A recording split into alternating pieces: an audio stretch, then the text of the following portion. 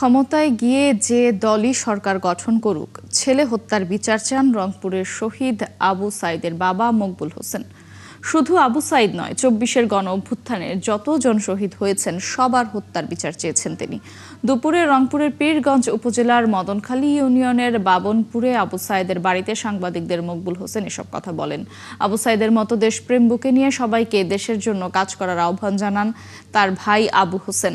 এ সময় বিএনপি নেতা doctor AZM Zahid Hossain বলেন, আবু সাইদের কাছ থেকে জাতি শিখেছে কিভাবে অন্যায়ের বিরুদ্ধে প্রতিরোধ গড়ে তুলতে হয়।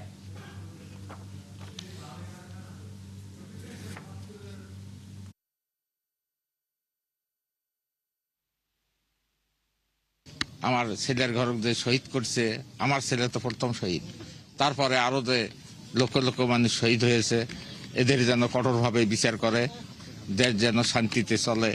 আমি চাই আমার ভাইয়ের অনুপ্রেরণায় অনুপ্রাণিত হয়ে দেশ রক্ষার জন্য যেমন সবাই ঝাঁপিয়ে পড়ছিল, এখন নতুন যে বাংলাদেশ, এই বাংলাদেশ বিনির্মাণে তরুণরা যেন এই দেশের জন্য কাজ করে এবং দেশের জন্য ভালো হয়। এই দেশের লক্ষ লক্ষ মানুষকে উজ্জীবিত করেছে আন্দোলন সংগ্রামে ঝাঁপিয়ে পড়ার জন্য।